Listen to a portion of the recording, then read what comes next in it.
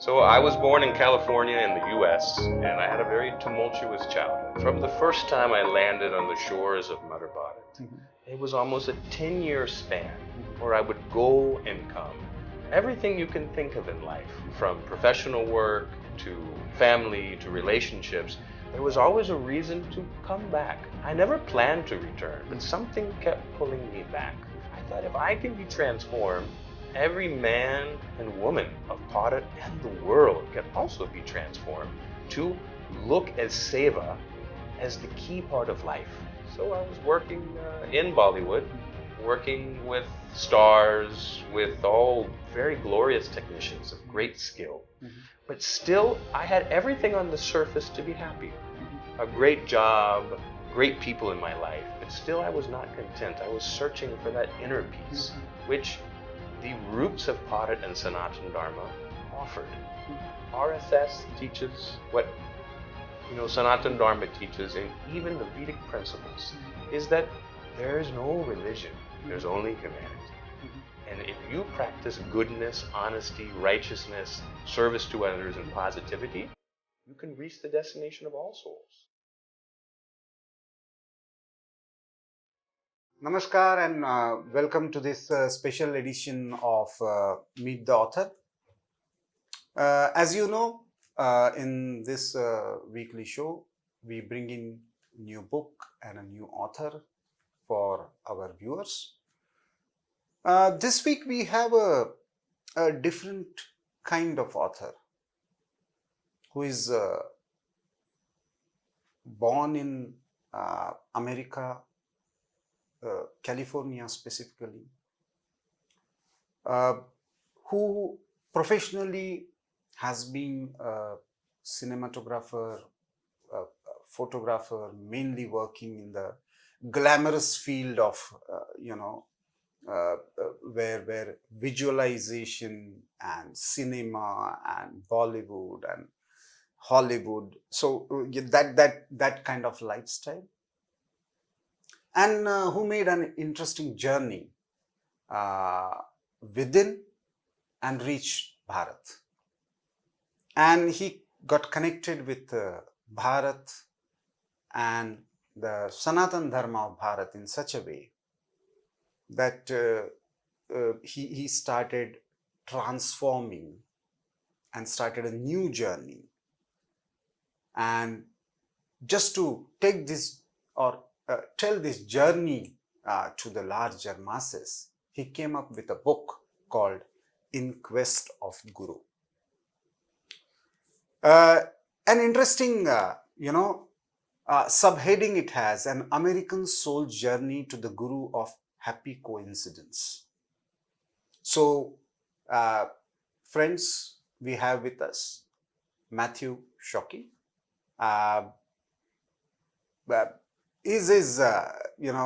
Because of his spiritual inclination, now he is known as Ananda Mathews. So I will call him Ananda Mathews. So welcome to our show. Pranam, sir. And pranam and thanks for sparing your time and joining our show for discussing this book. So let us start. About your journey in the childhood. You are born in America in a very different kind of setup with a different kind of profession. So what was it, and what was that led you to Bharat and your quest that you have talked about for Guru and Dharma? Namaskar, everyone. Ananda Mathews here. Very nice to be on your show and to be serving together with you for the nation. I'm only here by the grace of my Guruji, Divine Colonel Ashok Kini, who served the President of Bharat, Dr. APJ Abdul Kalam, and with the blessing of Dr. G.D. Bakshi, David Frawley, and humanitarian Mohanji. So I was born in California in the US, and I had a very tumultuous childhood. A lot of ups and downs, and that ignited a flame inside me to question my environment, to question the humanity. Why are things happening the way they are? Why is there suffering in the world? Why are we made to do the things that we do? And as I grew into my career as a professional cinematographer, Mhm. that took me all across the world. I saw so many cultures. And finally, I landed in original Bharat, Mhm. Sri Lanka, for a Mhm. movie. Mhm. And a lot of the crew was from Bharat. Mhm. And I noticed things in them that I didn't see from anywhere else in the world. Mhm. That harmony, Mhm. that care, Mhm. that compassion, Mhm. and understanding that we are all one family. Mhm. And as I moved into modern day Bharat, Mhm. I found myself working in Bollywood, working with the youth of the nation. I saw that though they were in such a glorious land full of knowledge and tradition, they were very disconnected from their roots. Mhm. And personally, I was going through a physical, emotional, and spiritual churning, Mhm. which I didn't know was the divine guiding me somewhere. Mhm. Well, as I was searching for answers to all what I thought was my suffering, Mhm. I was guided to a man called Divine Colonel. Mhm. They said he's a saint in disguise, Mhm. guru in disguise. He's wearing normal kapala like you and Mhm. I, but he's serving the nation. Mhm. He's committed to Lokalyan and Jena Seva, Mhm. service to the people, service to the humanity. Mhm. It was very difficult to meet him. I knocked so many doors, asked about him. I didn't understand in a land of Bharat how a man can be called divine, but also colonel, someone from the military. How Mhm. could he be spiritual? Mhm. And when I finally went through all the so called obstacles and met him, he started to churn me even more. I thought I was already being churned. Mhm. And in that churning, I started to see that he was removing my suffering. He was taking away my spiritual ignorance. Mhm. And he was opening me to the truths of life, the Mhm. truths which are there for all of humanity. Mhm. So at that moment, I thought I was having some existential crisis. Mhm. I was unique in my pain or my suffering. Mhm. I realized, no, I'm not special. Mhm. My questions are the questions for all humanity. Mhm. My concerns and my suffering is that for every human being. And the knowledge that he was empowering me with, and the knowledge that was descending from the Divine Mother, which some call Bharat Mata, Mhm. was actually applicable to every man, woman, and child. Mhm. So as I transformed and found myself guiding others, I thought if I can be born in the US, Mhm. if I can come to Mother Bharat, if I can be transformed and not only understand in 3 years the intricacies of Sanatana Mhm. Dharma, the intricacies of the cultural roots of Bharat, the oneness of humanity, the global society, that only here can you be of any religion, any caste, any background, Mhm. but live in harmony. I thought if I can be transformed, every man and woman of Bharat and the world can also be transformed to look at seva as the key part of life, to find the path to lasting happiness, which Mhm. is in the foundational Vedic culture. Mhm. I'll come back to the the words that you use, the lasting seva, the lasting happiness, and seva as the means. But before that, you have been connected to Bharat for almost 13 years now. Yes, sir. So, what was this journey? What brought you back again and again to Bharat? And how much time did it take to actually find a guru and the purpose in life where you realize that, okay, this was I was looking for, and this was perhaps the reason I was coming back.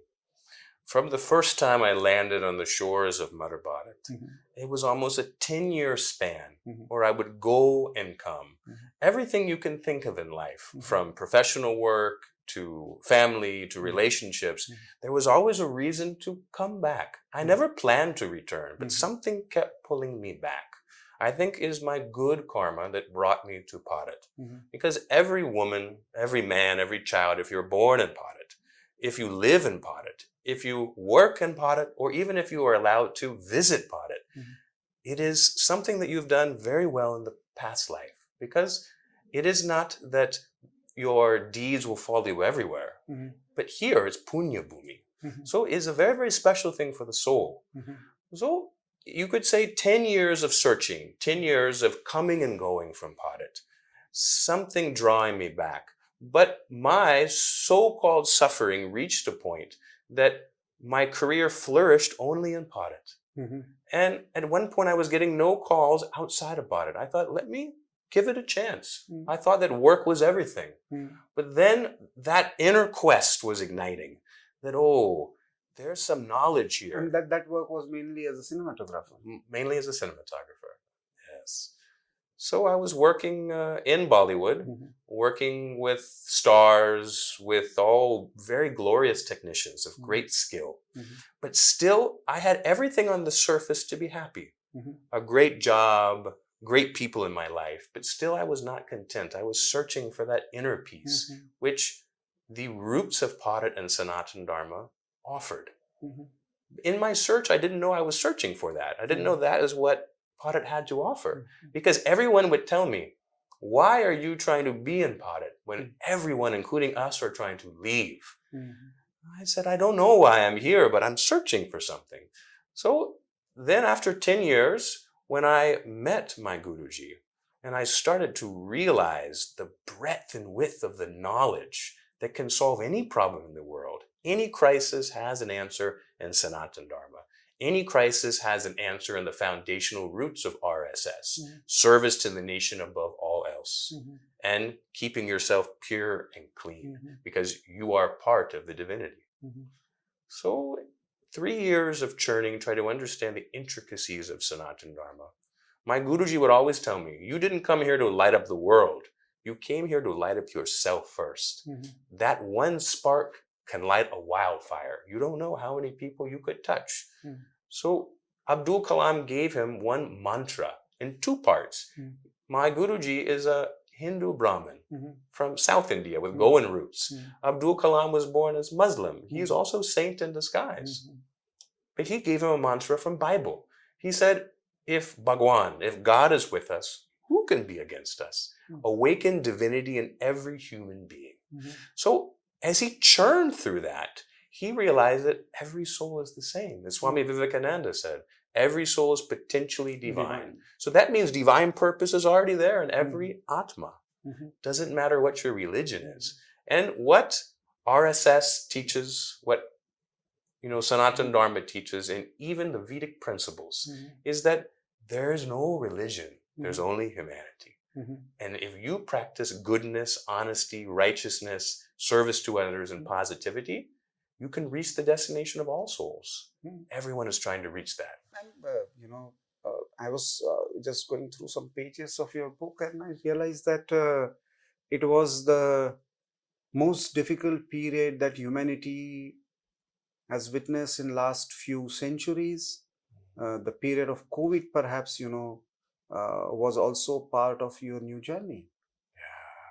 So what was it, and how did it happen? Why you could go to, when you were looking for door to door to search something, and then you went door to door to give something? How did it happen? As humans, with the blindfold of our own senses and our karma, with a lack of knowledge, which we call gyan, you think it's all about me, which is I. So it is about mind and ego and what you think you can get in this life. So I thought my career is everything. Maybe having, good relationships around you is everything. But as an opportunity came, which a lot of societies saw it as the doors closing, one door opened for me. I was at just the pinnacle of my own suffering and my own search for truth and knowledge. And I found myself, Corona has come. The pandemic has come. But, people in Bharat don't seem that worried. Certainly, there is suffering right in front of us. I always tell people, service doesn't mean going to the top. Service means right outside the door of your house. So in my suffering, I would always talk to a friend's father. I would say, this problem, that problem, when will work come? I'm so depressed, and when will I be able to see my friends? When will I see my companion? And I would only see suffering outside of me, inside of me. But then I gave him one story. I said, I went to the market in Mumbai. Bandra West was where I was staying. And I saw the people that would beg for money were asking for food. I had food. So I gave some food. And in that, it's not even giving, it's sharing. What little I had, I got relief from my own suffering, my own thoughts, my own depression. He said, the only way that you will relieve yourself is to serve others. And this is a man on the other side of the world. You know, he was born Christian, but he always said, there is no religion. The more that I give, the more I receive. So he said, you're in Bharat, the great land of knowledge and truth. Would you be willing to take money from my organizations and find the people that need it? So in that, I used to knock on doors for work, knock on doors for happiness. I had a purpose for my life. I could be of service to others. And at first, it was selfish in nature. I was for my own relief. I was doing it. But then I started seeing I'm learning from the people I'm serving, because maybe I am in more of conflict inside than the people who seem to not be able to have 3 meals a day. So as I went door to door, having a purpose to live during this very, confusing time for humanity, I started saying, this is an opportunity for me. And I don't care about life going back to normal, because the people in the chawls, the slums of Mumbai, are also not concerned. It's only people in the high-rise buildings that were scared. But for them, if they had community, if they had food to eat, they only thought about today, the day in front of them, not the past, not the future. And whatever they have, they would share and, remain contented for that particular day. Yeah, they were happy. And they were inviting me into their homes, sharing the same ration that we had shared to them. They were cooking and giving to me. I said, I have something to learn from these people. They're happy and they're serving others. And when they serve, they become more happy. And then I saw it day by day as I served others, I became more happy. And I could share that knowledge with others, that I'm just a small squirrel's effort. I only have a small amount of money. We can reach 100 homes a day. But in that 100 homes, I'm learning something. And I'm getting bliss. They're getting bliss. Maybe this is what Corona is supposed to teach humanity. The pandemic was an opportunity. And though I had some internal struggle, that churning happened. That I think Bharat is the land of opportunity and knowledge, not for monetary gain, but for the soul. When did you realize, what was that particular day or moment when you realized that, okay, this was the thing that I was searching for, and I could meet my guru? What was that particular? When the pandemic started to come down and the lockdown opened, I started to think about work again. I'd only been focused on seva. And I got to a place, Delhi, which I thought I'd go back to work in Mumbai. Called me to Delhi. So one shoot, another shoot, it didn't give me happiness. I started thinking about the seva I had been doing, the time in the chawls. That churning was going to me. I got led up to the Himalayas and I actually injured myself. And in that injury, I had another fear. My knee was hurting. I'm just getting back to work. I think that has been everything. So service was bringing me happiness. Work is not giving me the same happiness. And now I have this injury putting my work at jeopardy. So maybe there's more to life. So that even pushed me more into a quest for a guru, more into a quest for someone that could empower me and enlighten me to the secrets of human life. So finally, when the night that I met him, and that transformation happened on that night, then I realized that, maybe there is a God in any name, some source in this universe that can look out for all of us. We only have to make the effort to transform ourselves. It's like a cell phone tower. You have to go toward the tower to get a signal. If you sit here and complain, I don't have signal, the divine doesn't care. That effort is needed by humanity. So then when I started to receive the truths of life and see that, life is very simple when truth and knowledge are known. And if there's no happiness at the end of the day, none of our pursuits are worth it. Absolutely. So what are the you met your guru, and then you had a lot of conversation. You have shared that with the readers. So, uh, what kind of questions and what kind of actions? Because it is not just you know getting signals. How do you retransmit those signals is equally important in life. Yeah. So getting mobile signals perhaps can lead you to most destructive things on earth. True. And you can get most constructive knowledge also. So how did you start, what kind of messages you started getting, and what kind of transmissions, as you said, the seva, what kind of because you have mentioned about certain service activities about your guru is undertaking, you are undertaking. So what kind of activities are there? As I said, I was not unique. My problems, my concerns, my Guruji was dealing with lots of people. He was doing psycho-spiritual counseling, about 20% psychology, 80% spirituality. People who no one could help. The court, the doctor, the advocate, the pundit, the astrologer, no one could help. They were coming to him. So at first I thought I have unique problems. I was not unique. I came with a lot of desire to him, things that I wanted. He didn't listen to any of it. He didn't grant that. He churned me down, down, down. One day he told me, you don't know, I can give you whatever you want, but you're not asking what's good for you. And that is a key thing for humanity. We only think about I and what we want, but we're not asking, what is good for me?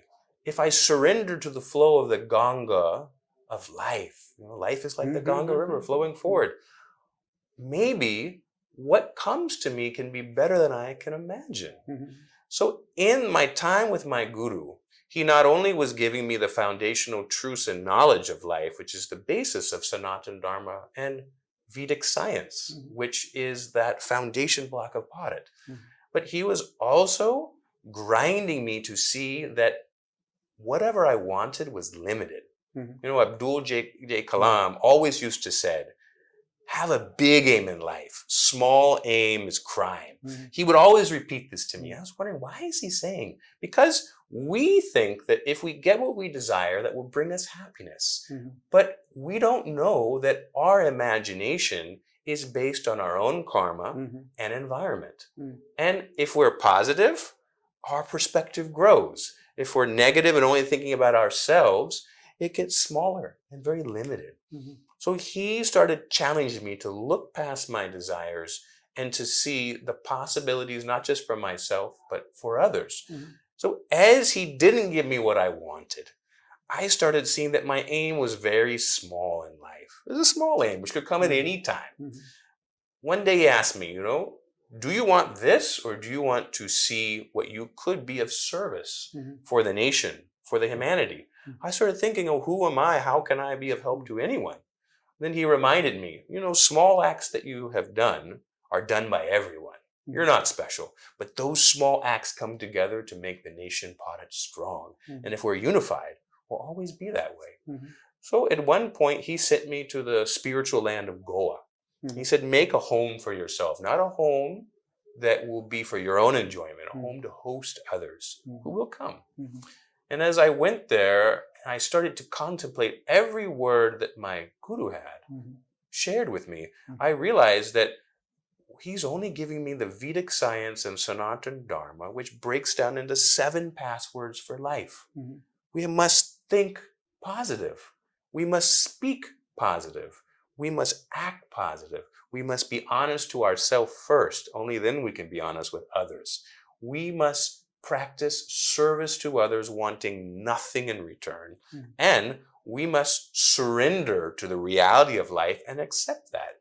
And these 7 passwords to life are the foundations of our forefathers in bhat, who wrote the Vedas, who gave us the Gita. And in that surrender and acceptance, you see the truth of life. Life becomes synchronized and simple. If whatever I give to my environment, I give to you, it returns to me. And I realize that the youth of the nation, the youth of the world are not connected to these roots because Sanatana Dharma and Vedic science was worldwide. Only here in Padat, we had verbal discourse. So in the Dark Ages, we saved the divine language of Sanskrit. We saved the divine knowledge. So maybe the youth of today, even the modern people of any age, need an easily digestible, simple path to lasting happiness they can understand, which later will only tell them is in the foundational books of your great society, Bharat. This looks very alien for the people, especially in the profession you have been, and the society you are coming from. So what was the reaction of your family and friends to these kind of discussions and discourses, and the way you started thinking about life and seva and everything? So before my transformation, people would always ask me, why do you want to be in Bharat? We want to go abroad, better work culture, better life, better future for our families. Why do you want to be here? I didn't have a question. After my transformation, and as I found other people coming in front of me, brought by Bharat Mata to guide them, I realized that I'm not the one speaking. It is actually this book. I may be the author of the book, but it was written through me by the divine. And I realized it's not just about spirituality or happiness, that there's an abundance of divine knowledge ready to descend, which we call Vedic knowledge, in any profession. It could be writing, it could be medicine, it could be mathematics. So as I started sharing whatever knowledge descended to me, which some people said was ancient knowledge, some people said was fresh knowledge, they treated me sometimes with a little bit of disdain.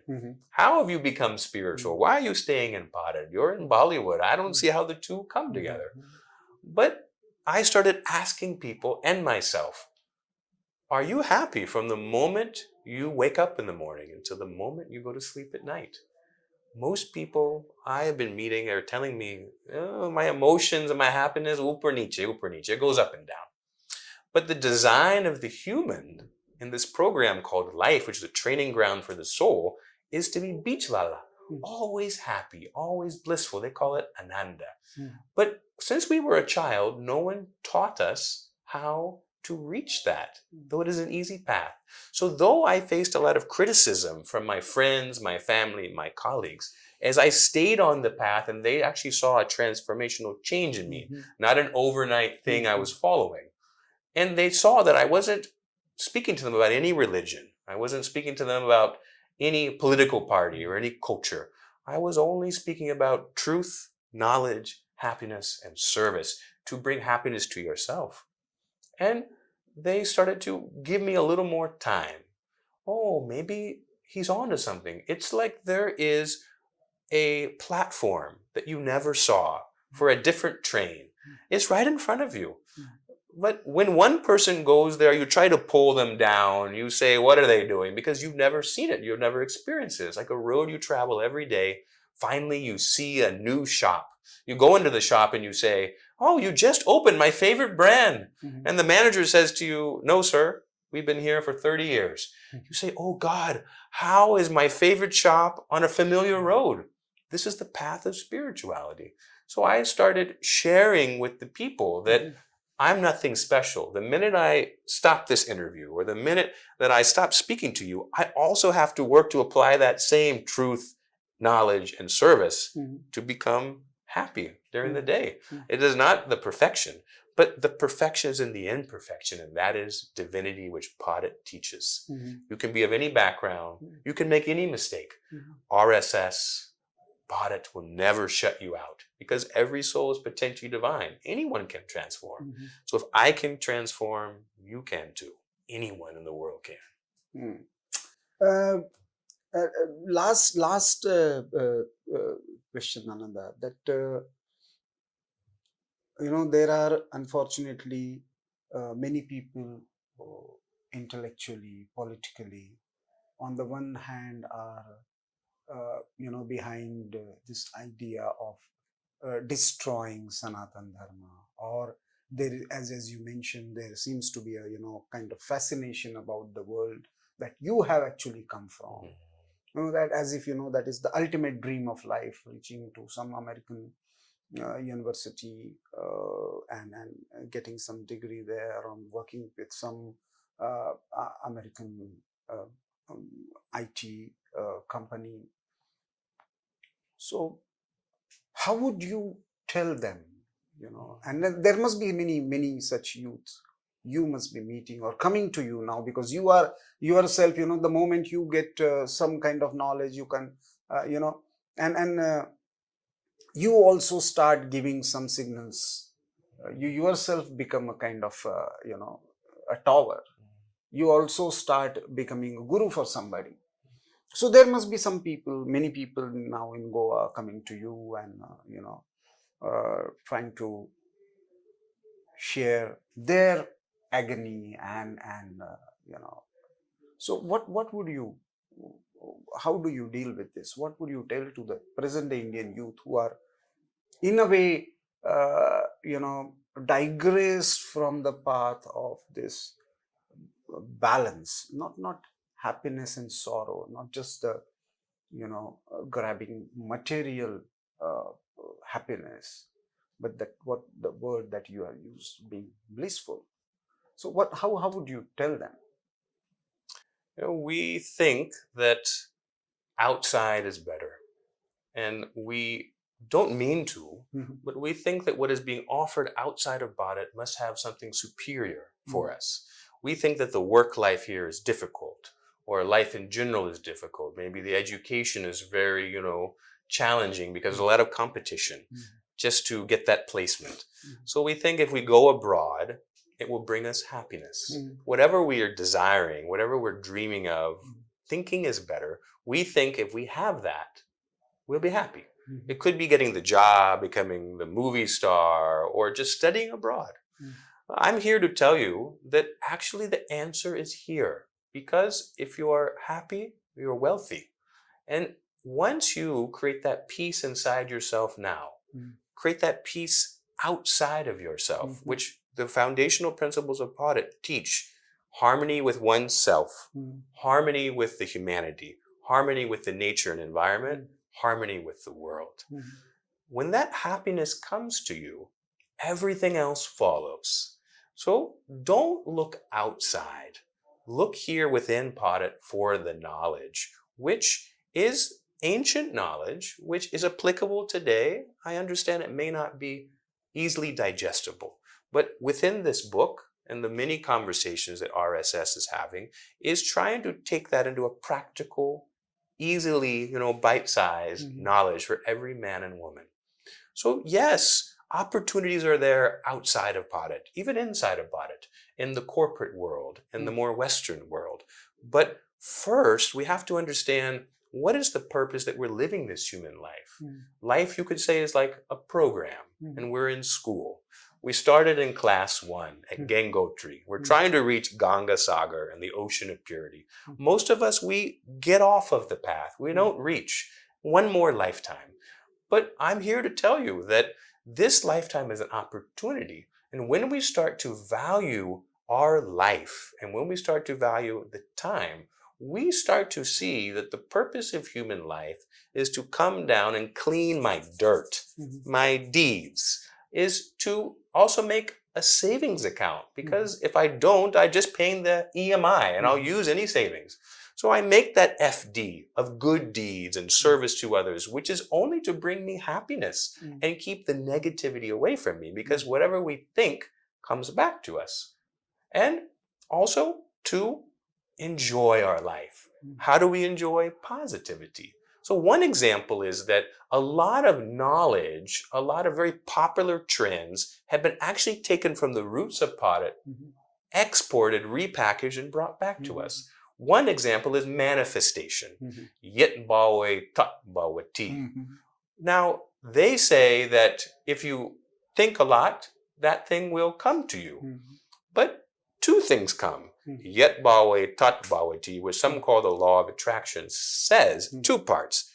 what you perceive is the one that comes in front of you. So if you're thinking, acting, and speaking positive, that will come in life, no matter what your karma. You can win over the karma. Negative, negative. So the average person during the day, if they're saying that they're not happy, happiness is going up and down, that means thoughts are not completely positive.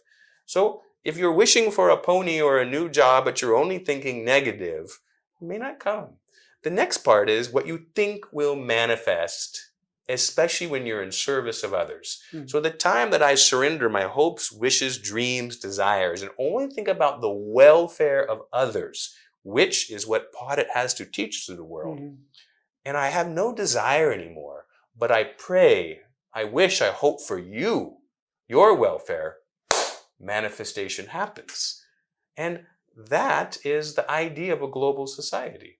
So I would say, look at your roots, nurture those roots, see what you can learn from Bharat, which Bharat is actually teaching to the world, and then go abroad. Take that positivity with you, but always remember your cultural roots, that Bharat Mata, that you are an ambassador of Dharma. And Dharma is nothing but righteousness, truth, honesty, and service to others, so that you can be happy and that happiness spreads to all humanity you come in contact with. Wonderful. So, friends, this was Ananda Mathews, journey of Matthew Shockey to Ananda Mathews, a person who started his journey from California, now in almost surrendered himself to the Sanatana Dharma and Bharat Mata and spreading the words and the wisdom of Bharat Mata. I would not just call it a knowledge or information, but a wisdom of Bharat Mata to the world. So it is his story. The in quest of Guru is his story, but this can be a story of any of us, because we also, actually move on the same path of in quest of something perhaps outside us. Ananda perhaps was fortunate that he had that realization, manifestation, where he got a guru in form of divine colonel, and but ultimately, as Buddha said, apadipo bhava. So somewhere you have to enlighten yourself. That light you need to transmit to others. So this is a marvelous story. Even as a novel, if you read a transformation of an individual from a cinematographer to a psycho-spiritual kind of counselor, it's a marvelous journey.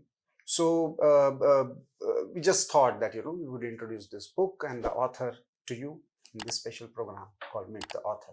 Namaste, and thank you for sparing your time. Pranam. Namaskar. Pranam.